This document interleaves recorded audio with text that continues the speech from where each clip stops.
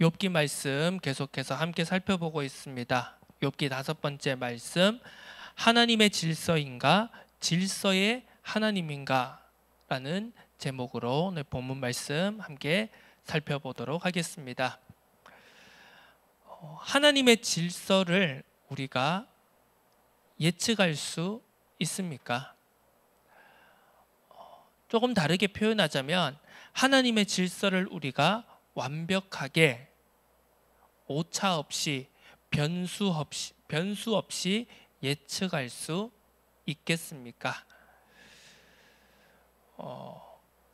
많은 사람들이 미래를 예측하고자 합니다. 많은 사람들이 아직 오지 않은 일을 예측하고자 합니다. 그 예측하고자 함은 미래에 일어날 일들, 특히 문제들, 재앙들을 미리 알고 대비하고 그 어려움들을 막아내고 피하기 위해서일 것입니다. 우리 또한 하나님의 뜻을 알고자 합니다. 하나님의 계획을 헤아리고자 합니다.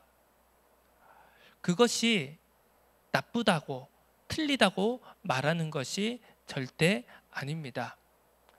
그런데 문제는 어디에서 시작이 되는가 했을 때 하나님의 질서를, 하나님의 뜻을, 하나님의 계획을 오차 없이 완벽하게 변수 없이 헤아리고 또 그것을 정답이다라고 말하기 시작할 때 우리는 많은 어려움에 직면하게 되는 것입니다.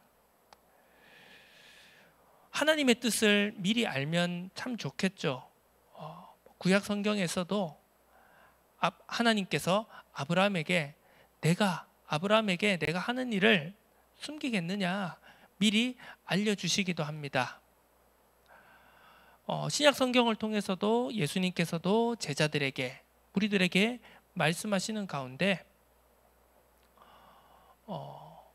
기도하고 그리고 하늘 아버지께서 너희에게 성령으로, 보혜사 성령으로 미리 알려주시고 가르쳐주시고 생각나고 깨닫게 해주실 것이다 라고 말씀하시는 것을 우리가 살펴볼 수 있습니다.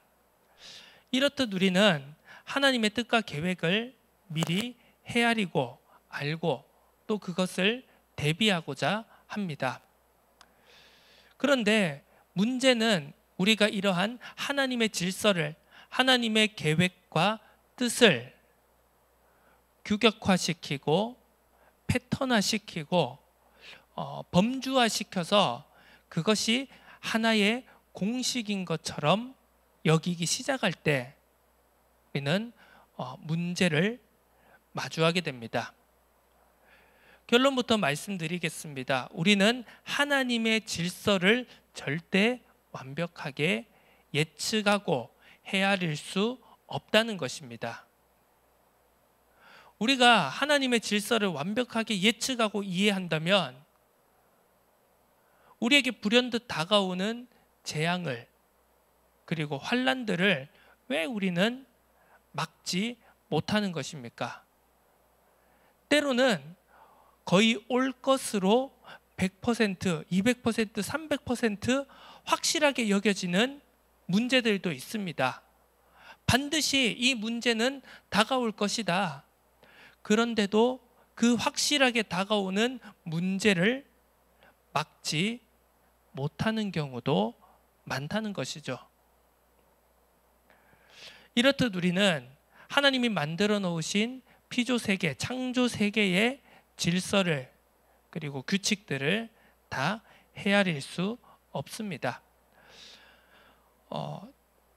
오늘 본문 말씀부터 드디어 이제 욥의 친구들의 이야기가 시작이 됩니다. 그러면서 수십 장에 이어지는 지리해 보이는, 지난해 보이는 이 논쟁이 시작하게 되는 것이죠. 앞서 우리는 본문 말씀 3장을 통해서 욥의 한탄을 그리고 불평을 듣게 되었습니다. 그 욥의 한탄을 듣고 이제 친구들이 말하기 시작한 것이죠. 첫 번째로 가장 연장자로 여겨지는 대만 출신 대만 사람 엘리바스가 대답합니다. 4장부터 5장까지 두 장을 통하여서 욥에게 이야기합니다. 내용은 길지만 핵심은 간단합니다. 바로 질서의 하나님, 그리고 네가 하나님께 죄를 범하고 하나님에게서 어긋나 있기 때문에 너가 이런 고난을 겪게 되는 것이다. 그러면서 거기에 대한 해결책으로 이제 오늘 우리가 읽었던 5장 17절에서 27절까지의 내용을 엘리바스는 말하고 있습니다. 17절이 가장 핵심적인 내용이죠. 이 모든 것들 말하는 볼지어다 하나님께 징계받는 자에게는 복이 있나니 그런즉 너는 전능자의 징계를 업신여기지 말지니라. 지금 너가 겪고 있는 이 문제, 재산이 갑자기 사라지고 자녀들이 죽음을 당하고 그리고 너의 몸에 육신의 그런 질병을 겪고 있는 이유가 바로 하나님의 징계라는 것이다. 이것이 엘리바스가 주장하는 내용입니다. 그래서 너의 지금 그 고난을 벗어나기 위해서는 반드시 너는 회개해야 된다. 너의 죄를 생각해보고 너의 죄를 깨달아서 그 죄를 하나님 앞에 전능자 앞에 고하고 용서를 구하면 다시 모든 것을 회복시켜 주실 것이다. 이것이 오늘 엘리바스가 욥에게 전달한 내용입니다. 자, 엘리바스는 무엇을 지금 말하고 있습니까? 자, 이 질문에 앞서서 이 질문에 대한 대답에 앞서서 오늘 제목에 대한 대답부터 우리가 생각해 봐야 되겠습니다. 하나님의 질서인가? 아니면 질서의 하나님인가? 그냥 단어 하나 앞뒤가 뒤바뀐 것처럼 단순하게 생각할 수도 있겠지만 저는 오늘 이 본문 말씀을 묵상하고 준비하고 또 이것을 스스로에게 적용시켜보며 이 말씀을 생각해 봤을 때 어떻게 보면 별 차이가 아닌 것 같기도 하고 작은 차이처럼 보이는 이 두 가지가 실제로는 우리의 생각과 우리의 의식과 우리의 판단과 결정에 대해 그리고 결과에 대해 많은 차이를 가져올 수 있다는 생각을 하게 되었습니다. 하나님의 질서 그리고 질서의 하나님. 제가 먼저 제 스스로를 되돌아봤을 때 그런 표현을 많이 썼더라고요. 공의의 하나님. 자, 이 뜻이 무엇일까요? 저도 모르게 무의식적으로 공의의 하나님이다 라고 표현했을 때, 자, 우리가 그냥 단순하게 언어적으로 문법적으로 한번 생각해 보겠습니다. 하나님의 질서라고 할 때 뭐가 메인이고 뭐가 종속적인 것입니까? 하나님의 질서라고 했을 때 하나님이 선행되는 거 아니겠습니까? 그리고 하나님의 질서라고 했을 때 그 질서라는 것이 하나님에게 종속적인 것이다 라고 우리가 그냥 단순하게 문법적으로 이해해 볼 수 있겠습니다. 그런데 질서의 하나님이다 라고 했을 때 마치 우리가 들리기로는 하나님이 질서에 종속된 것처럼 느껴지기도 합니다. 이게 별 차이가 아니고 작은 차이처럼 느껴지십니까?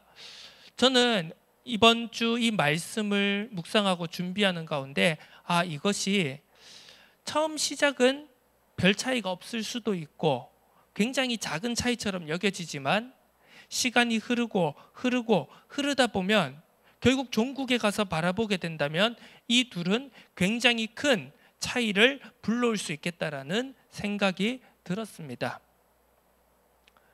질서의 하나님이다 라고 했을 때 그리고 공의의 하나님이다 라고 했을 때 하나님보다 공의를 먼저 내세운다는 것은 한마디로 그 공의가 진짜 하나님의 것이고 하나님의 뜻이다라기보다는 나도 모르게 내가 가지고 있는 관점, 내가 가지고 있는 관념, 내가 가지고 있는 틀과 기준에서의 공의를 먼저 설정해놓고 그 공의가 바로 하나님의 공의일 것이다라는 전제 조건을 붙여놓고 있었다, 그랬겠다라는 생각이 들었습니다. 우리는 많이들 생각합니다. 예를 들어 TV에 나오는 유명한 연예인들, 유명인들, 인플루언서들을 바라볼 때 예를 들면 그런 거 있지 않겠습니까? 어떤 한 연예인을 바라볼 때 무슨 청순가련 누구 아니면 섹시한 누구 마초적인 누구 이제 이런 식으로 이제 표현을 하지 않습니까? 그런데 실제로 그 사람이 청순가련한지, 그 사람이 마초적인지, 그 사람이 상남자인지 실제로 우리가 직접 경험해 보고 그렇게 말을 하는 것일까요? 그게 아니겠죠. 거의 대부분은 미디어가, 그리고 그 사람이 한 연예인이라는 속되게 표현해서 어떻게 보면 하나의 상품으로서의 팔려나가기 위한 셀링 포인트로서의 이미지라고 보는 게 더 정확하겠죠. 청순가련한 이미지를 입혀서 그 이미지를 대중들에게 전달하고 판매하는 것이겠죠. 마초적인, 상남자적인 이미지라는 것을 대중들에게 인식시켜서 그것을 상품화해서 판매하는 것이겠죠. 이렇듯 우리는 그 대상의 본질과는 관계없는 이미 짜여진, 이미 고정관념으로 만들어진 이미지를 사실인 것처럼 여기는 경우가 훨씬 더 많다는 것을 우리는 생각해 볼 수 있습니다. 마찬가지입니다. 질서의 하나님이다 라고 했을 때 하나님은 어떻게 보면 내면적에는 그런 생각이 깔려 있는 것입니다. 하나님도 이 질서를 지켜야 돼. 우리가 생각하는, 내가 생각하는, 인간이 생각하는 이미 고정관념화된 질서가 있다는 것입니다. 그걸 가리켜서 어떻게 보면 우리는 계속해서 우리 욥기 처음 살펴볼 때부터 표현했던 인과응보, 그리고 신명기적 역사관, 세계관 속에서의 질서라고 이야기할 수 있는 것입니다. 쉽게 표현하자면 뿌린 대로 거둔다 라는 것이 바로 그것이죠. 하나님은 뿌린 대로 거두신다. 하나님은 인간의 행위와 그리고 인간이 어떤 것을 행동했느냐에 따라서 그것을 결과로 주시는 분이다. 오늘 이 엘리바스가 욥에게 이야기하고자 하는 내용이 바로 그것입니다. 이것은 맞는 듯하지만, 일견 맞는 듯하지만 굉장히 위험한 결과를 불러올 수 있습니다. 마치 하나님도 이 질서를 거스를 수 없다라고 주장하는 데까지 이를 수 있기 때문이죠. 또 좀 다르게 바꿔서 표현해 보자면 하나님은 반드시 우리가 생각한 질서, 규칙을 지켜주셔야 됩니다. 그게 아니면 우리가 하나님을 믿는 의미가 무엇이겠습니까? 라고 따지기까지 할 수 있는 내용이라는 것이죠. 하나님, 제가 이렇게 하나님을 열심히 섬겼는데, 열심히 수고하고 헌신하고 봉사했는데 저에게 돌아오는 결과가 왜 이것입니까? 라는 원망 속에는 바로 그러한 기저가 깔려 있는 것입니다. 하나님, 왜 규칙대로 안 하십니까? 왜 패턴대로 안 하십니까? 왜 하시던 대로 안 하십니까? 내가 알던 하나님이 아니시지 않습니까? 이렇게 말하는 것과 똑같다는 것이죠. 자, 우리는 이 전제 조건부터 진지하게 질문하고 대답을 찾아가야 할 것입니다. 나는 과연 하나님의 질서를 신뢰하고 믿는 것인가? 아니면 질서의 하나님을 믿는 것인가? 이것을 우리는 진지하게 질문을 스스로에게 그리고 우리 모두에게 던져보아야 하는 것입니다. 질서의 하나님이라는 것은 사람의 입장에서 규정지은 틀일 수 있다는 것이죠. 여기에 모든 것을 집어넣어야 마음이 놓이는 것입니다. 심지어 하나님조차 이 질서 안에, 이 틀 안에 놓을 때, 집어넣을 때 사람은 만족과 안정감을 느끼게 되는 것입니다. 자, 그래서 오늘 엘리바스가 욥에게 하는 이야기는 바로 그렇습니다. 내가 너의 본질은 다 알 수 없어. 네 원래 평상시의 삶이 어땠고, 네가 평상시에 얼마나 하나님을 경외하고 하나님께 순종하고 네 마음이 얼마나 깨끗했는지 나는 몰라. 왜? 지금 이 욥의 세 친구들은 어디에서 왔습니까? 지금 여기가 이제 신암동인데요. 신천동에서 넘어온 게 아닙니다. 수백 킬로, 어떻게 보면 수천 킬로를 떨어진 지금 먼 지역, 친구라고 이야기가 나오지만 사실은 굉장히 먼 지역에서 찾아온 친구들입니다. 이 욥의 세 친구들은 욥의 평상시의 삶, 욥의 평상시의 하루하루를 세세한 것을 다 알지 못하고 있습니다. 단지 우리가 아까 이야기 나누었던 무언가 이미지, 욥에게 씌워진 이미지만 알 뿐입니다. 굉장히 선한 사람, 하나님을 경외하고 하나님을 순종하는 사람, 믿음 좋은 사람. 우리가 어떻게 보면 그냥 단순하게 표현하는 그래, 저 사람 믿음 좋아. 저 사람 참 신실해. 라는 어떻게 보면 그 사람의 본질, 그 사람의 하루, 그 사람의 인생 발걸음 한 걸음 한 걸음을 제대로 알지 못하고 단편적인 이미지로 규정짓는 그러한 모습을 욥의 친구들은 욥에게서 보았던 것입니다. 그랬기 때문에 오히려 더 욥의 세 친구들은, 그리고 오늘 이 대화를 처음으로 시작한 엘리바스는 더욱더 자신들이 생각하고 내가 알고 있는 규범적 틀에서 욥을 평가하고 바라볼 수밖에 없었던 것입니다. 그래서 그래, C가 온 것은 B가 있고 A가 있기 때문이지. 어떻게 보면 이렇게 공식적으로 도식적으로 역순으로 추적해 나간 것입니다. 그런데 우리가 잘 알고 있듯이 우리의 인생이라는 것이 A 플러스 B는 C라고 할 때 그것을 공식을 바꿔가지고 역순으로 C에서 B에서 A로 바라볼 수만은 없다는 것을 우리의 인생을 통해서 너무나도 잘 확인할 수 있지 않습니까? 그런데 엘리바스는 마치 그런 식으로 그냥 인생을 단순화시켜서, 문제와 상황을 단순화시켜서 내가 알고 있는 규범적 틀과 그리고 패턴과 하나님의 뜻은, 하나님의 질서는, 하나님의 규범은 이러할 것이다라는 그런 전통적인, 어떻게 보면 고정관념적인 사고의 틀을 가지고 욥을 그냥 단순화시켜서 역순으로 추적한 것입니다. 야, 너가 문제가 생겼어? 그러면 너에게 죄가 있었을 거야. 반드시 네가 하나님께 잘못한 것이 있었을 거야.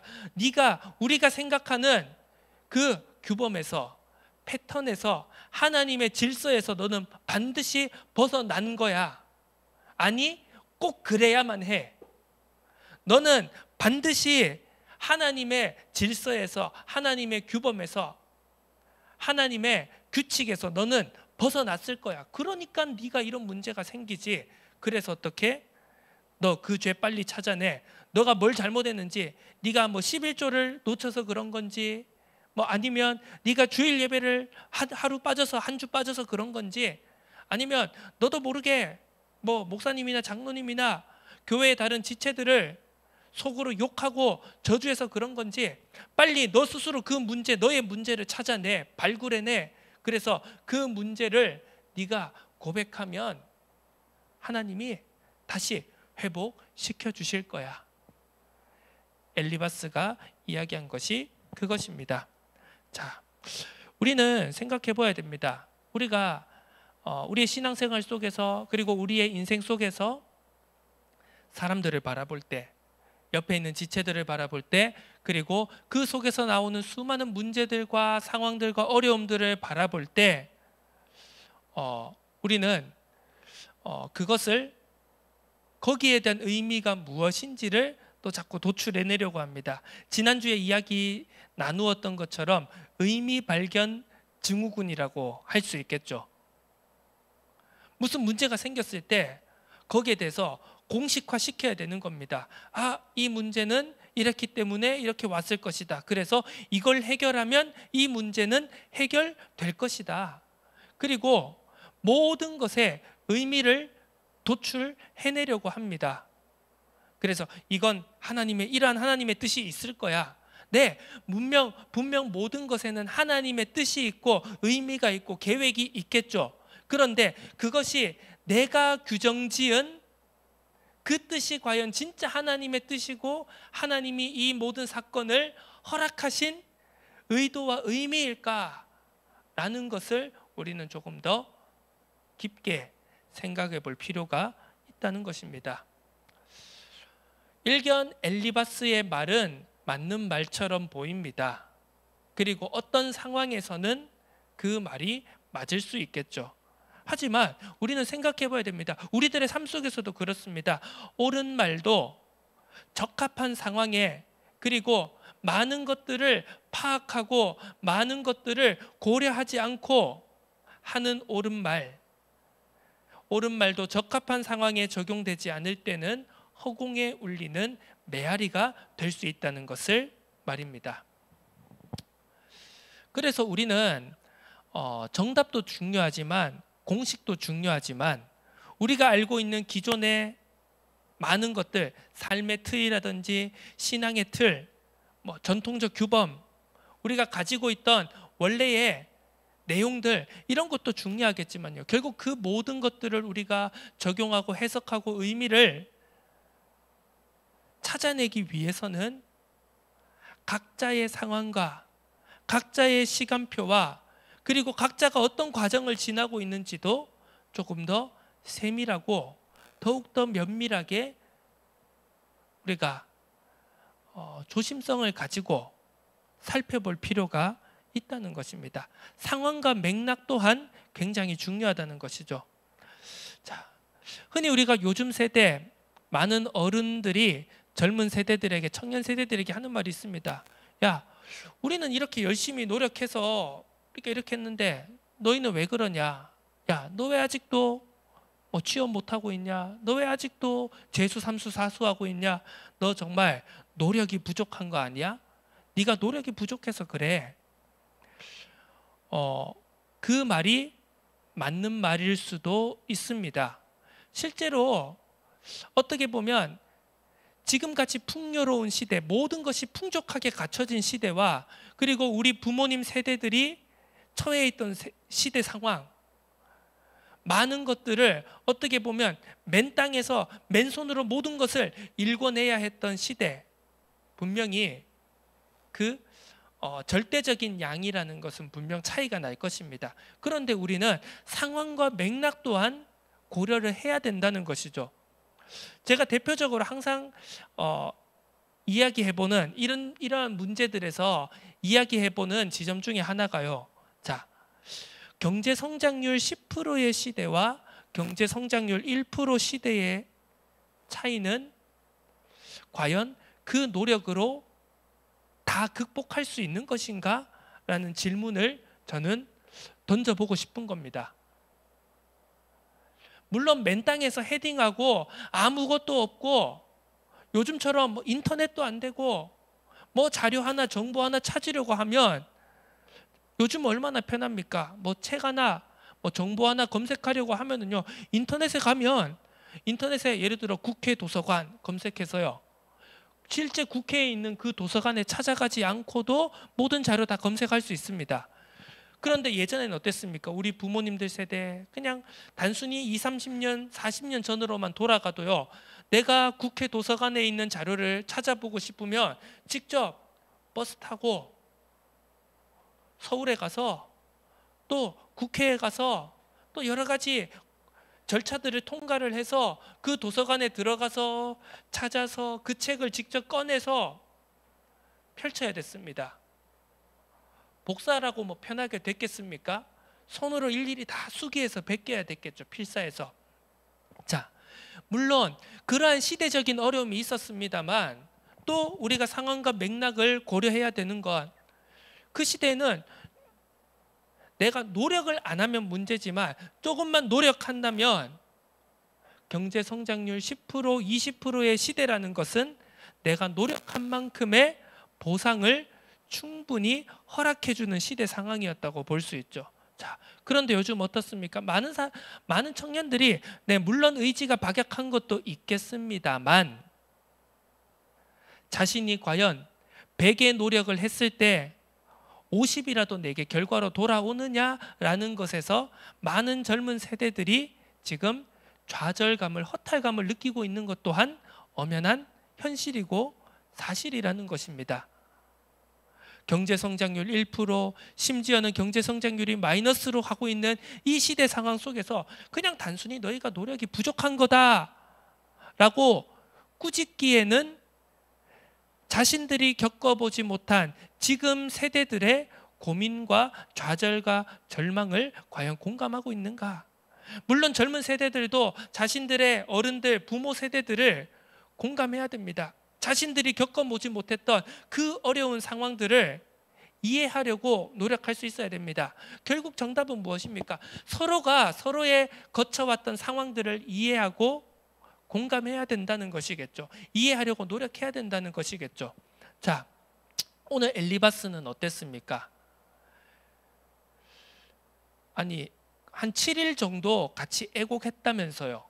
7일 동안 욥이 그 어려움을 겪고 있는데 앞에서 같이 울어줬다면서요.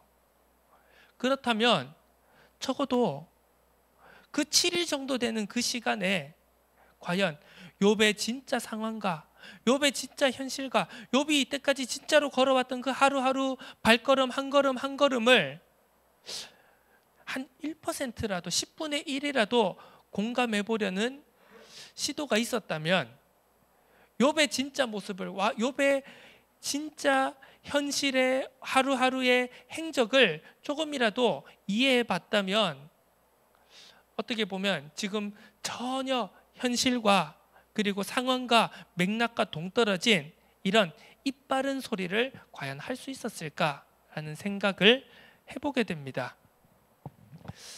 자, 오늘 말씀을 정리해 보도록 하겠습니다.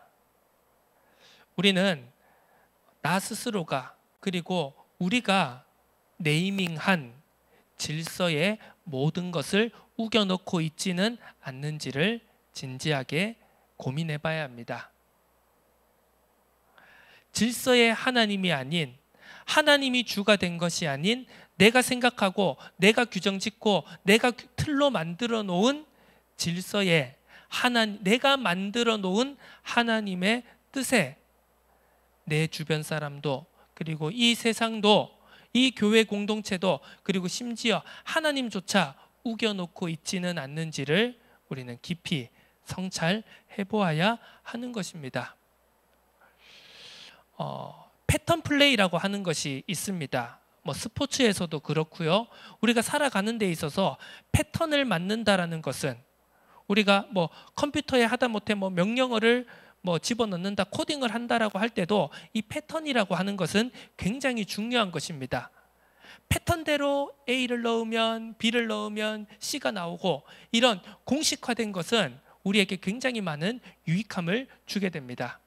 그런데 자칫 잘못 우리가 우리의 삶 속에서, 그리고 때로는 우리가 헤아리기 힘든 문제와 재난이, 고난이 찾아왔을 때, 그때조차도 우리가 이 도식화된 패턴으로 모든 것을 풀려고 할 때 우리는 자칫 한 사람과 그리고 상황과 그 과정들을 놓치게 되는, 사랑이 없는, 어떻게 보면 공의에 빠지게 되는 결과를 낳게 될 수도 있다는 것입니다. 우리는 질서의 하나님이 아닌 하나님의 질서를 믿어야 합니다. 그리고 때로는 우리의 생각과 우리의 기준과 틀로 헤아리기 힘든 상황들이 닥쳤을 때도 그것이 혼돈이 아닌, 그것이 무작위적인 억울한 상황이 아닌 그것조차 하나님의 질서라는 것을 우리는 인정하고 고백할 수 있어야 합니다.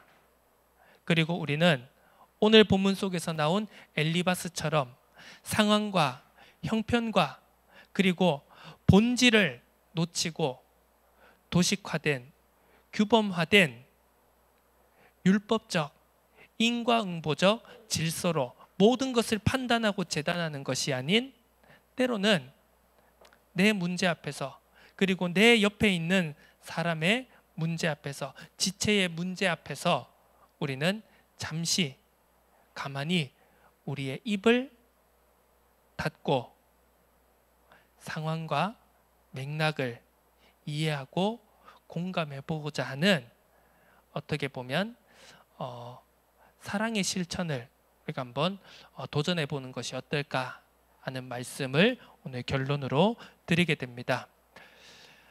우리가 하나님의 질서를 다 이해하고 헤아릴 수 없기 때문에 그 헤아릴 수 없는 빈틈을 메꾸는 것은 어떻게 보면 침묵이고, 그리고 가만히 안아주고 공감해주고 울어주는 것에서 어떻게 보면 우리는 그 빈틈을 메울 수 있게 될 줄로 믿습니다. 헤아릴 수 없는 하나님의 질서, 그리고 그 속에서 찾아오는 재앙과 고난을 이해하고, 그리고 그 고난을 품고 그 고난을 견뎌내고 통과할 수 있는 지혜를, 그리고 힘을 우리 모두가 구하는, 그리고 은혜로 또 하루하루를, 이번 한 주간을 믿음으로 살아내는, 소망으로 살아내는 은혜가 넘쳐나기를 주님의 이름으로 축원합니다. 하나님 아버지, 감사드립니다. 내가 생각하는, 우리가 틀로 만들어 놓은 그 질서의 하나님이 아닌, 우리가 헤아릴 수 없는, 우리가 판단할 수 없는, 우리가 도저히 의미를 찾을 수 없는 상황 속에서도 그 모든 것이 하나님의 질서 안에 있음을 인정하고 고백하고 순종함으로써, 또 그 순종의 방법이 침묵하고 둘러앉아 마주 앉아 함께하는 삶임을 깨닫고 감사와 인내로, 사랑으로, 소망으로 우리의 믿음을 나타내고 확증할 수 있는 하루하루를 살아갈 수 있도록 은혜 더하여 주옵소서. 감사드립니다. 살아계신 예수 그리스도의 이름으로 기도드립니다. 아멘.